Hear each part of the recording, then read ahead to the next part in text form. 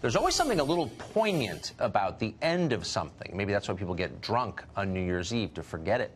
It's sad to think that a whole year is over. But if you think New Year's is depressing, how would you feel if you thought that all life on this planet was ending soon? 3 million years of human history erased forever. Sad, isn't it? Chris Hayes thinks so. Chris Hayes is what every man would be if feminists ever achieved absolute power in this country: apologetic, bespectacled, and deeply, deeply concerned about global warming and the patriarchal systems that cause it. On Friday, Hayes hosted a town hall event on MSNBC with Congresswoman Alexandria Ocasio-Cortez. It was designed to promote her Green New Deal. This apparently seemed like a wise idea to executives over at NBC. The very same news outlet that spent 2 years lying to you about Russia brings you a 29-year-old former bartender to teach you about science. Hayes framed the terms at the outset of the show. Unless you do exactly what Dr. Ocasio-Cortez says, the entire human race has only 12 years to live. What we have to do to avoid the most catastrophic effects of climate change is to cut emissions in half in 12 years. 12 years. That's the project we've been tasked with by the Earth. Has come a bold new policy proposal that might be the most controversial thing in American politics at the moment, and you've probably heard about it. It's called the Green New Deal. Some people call it a socialist monster. Some people call it our only hope for survival here in the way of life that we hold dear. It looks like Ellen.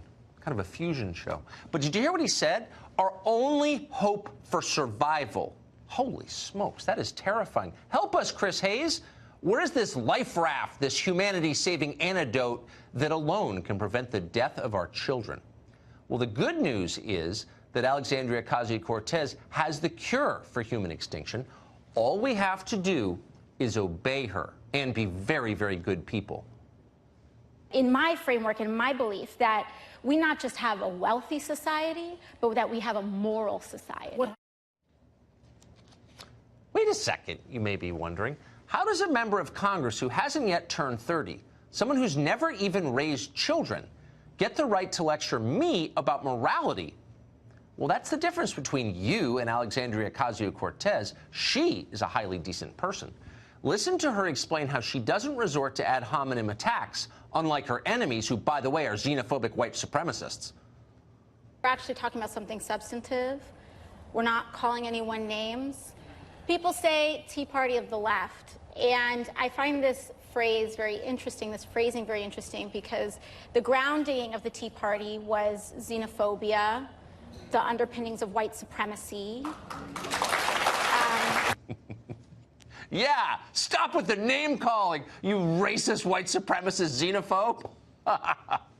So it's official. Alexandria Ocasio-Cortez is a moron and nasty and more self-righteous than any televangelist who ever preached a sermon on cable access. She's not impressive. She's awful. So how did she get so famous? Why do people like her? Well, if we're being honest, we got to say it's because not everything she says is wrong. Listen to this clip. It's from the same town hall. Ocasio-Cortez takes a break from her idiotic climate theology to offer what turns out to be a fairly insightful critique of the American economy.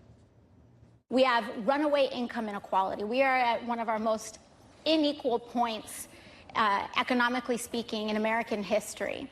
We are dealing with the crisis of how our economy is even made up. Our economy is increasingly financialized, which means we are making profits off of interest, off of leasing your phone, off of doing all of these things, but we aren't producing and we aren't innovating in the way that we need to as an economy. Okay, you hate to admit it, given the source, but try to ignore the way she said it. Maybe just print it out and read it. A lot of it's basically true.